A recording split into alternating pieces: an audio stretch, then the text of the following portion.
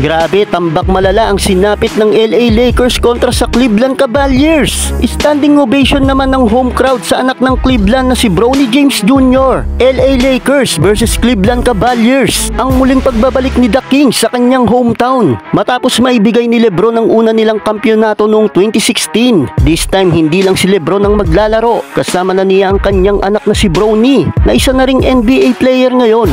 Well, kung gaano kainit ang pag-welcome ng home team sa mag-amang LeBron at Bronny James. LeBron James isang monster tomahawk dunk kagad para kay The King. Maaga ring nag-init ang home team sa kanilang shooting kung saan pinaulanan kagad nila ng 3-pointer ang LA Lakers. 8 3-pointers ang kanilang binitawan sa quarter na ito, led by Donovan Mitchell na maagang pumasan sa opensa mga idol. Tambak na kaagad ang Lakers. Anthony Davis minama naman sa ilalim si Donovan Mitchell. Nakasagot pa naman ng LA mula sa 3-pointer ni Gabe Vincent at LBJ. Well, magana kaagad sa 19 points lead ang hinahabol ng Lakers. 42-23 end of first quarter. Second quarter, attack mode na si LeBron sa ilalim ng basket. Gandang setup pa ni LeBron para sa dunk ni Jackson Hayes. Butata naman ang inabot ni Anthony Davis kay Jarrett Allen. Eto pa mga idol, another block by Allen. Gusto nang burahin ang apelyido ni Hachimura. Baon na baon ng bola. Grabe itong si Allen, napakalakas din sa ilalim ang player na ito. Nagkaroon ng mini run ang LA. Si LeBron lang kumakana, driving to the basket for the King James. Pinasayaw naman ni Donovan Mitchell ang opensa ng rookie ng LA na si Dalton Knecht. Sabay assist sa libreng si Caris LeVert. 67-48 end of first half. Hawak pa rin ng home team ang double digits lead.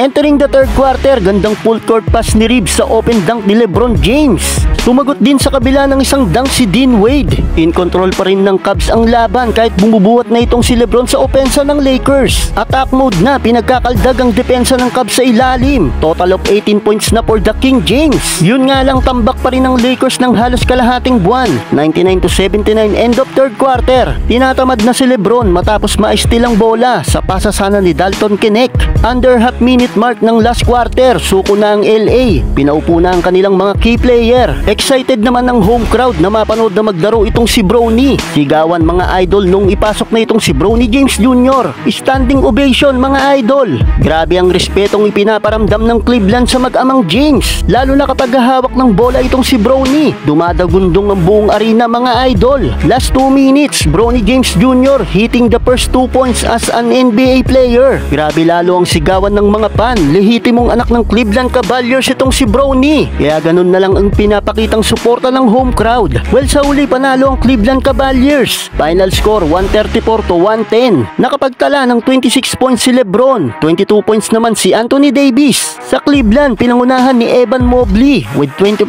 points. Sinundan ng 24 points ni Donovan Mitchell.